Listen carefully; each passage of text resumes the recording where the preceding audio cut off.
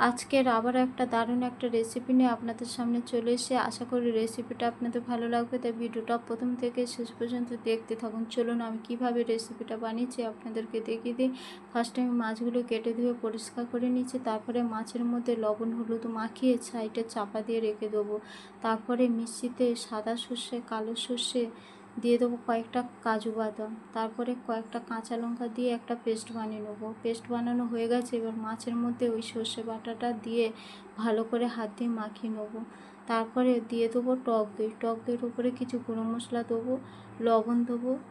লবণটা ফার্স্টে আমি যেহেতু দিয়েছিলাম তাই বুঝে শুনে লবণটা দিতে হবে। তারপরে গুঁড়ো লঙ্কা দেবো। গুঁড়ো লঙ্কাটা আপনারা দিতে পারেন, নাও দিতে পারেন, একটু দিলাম জাস্ট কালারের জন্য। তারপরে হলুদ গুঁড়ো দেবো, দিয়ে দেবো অল্প একটু সর্ষের তেল, দিয়ে ভালো করে হাতে মাখিয়ে নেবো। মাখানো হয়ে গেছে, এবারে আমি ওই সর্ষে বাটার জলটা ওপরে দিয়ে দেবো। তারপরে লাস্টে দেবো সর্ষের তেল, তারপরে কয়েকটা কাঁচা লঙ্কা চেরা দিয়ে দেবো, দিয়ে চাপাতে রেখে দেবো। তারপরে কড়াতে জল দিয়ে দেবো, জলের ওপরে বসিয়ে দেবো টিফিন বক্স। টিফিন বক্সটা যাতে উল্টে না যায় তার জন্য নড়া চাপিয়ে দেবো। তারপরে বড় একটা গামলা চাপা দেবো, দিয়ে 20-25 মিনিট কম আঁচে বসিয়ে রাখবো। 20-25 মিনিট পরে ফিরে এসেছি, এবার আমি নামিয়ে নেব।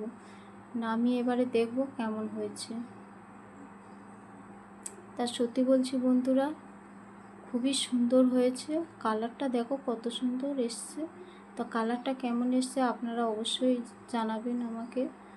তা এবারে গরম গরম ভাতের সাথে ইলিশ ভাপা পরিবেশন করুন। চলুন এবার আমি টেস্ট করি কেমন হয়েছে।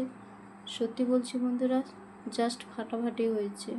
আপনারা এভাবে বাড়িতে বানিয়ে একবার নিজেও খাবেন, সবাইকে খাওয়াবেন। তা যদি ভিডিওটা ভালো লেগে থাকে অবশ্যই লাইক কমেন্ট শেয়ার সাবস্ক্রাইব করতে ভুলো না। দেখা হচ্ছে পরবর্তী ভিডিওতে। সবাই ভালো থাকুন, সুস্থ থাকুন, ধন্যবাদ।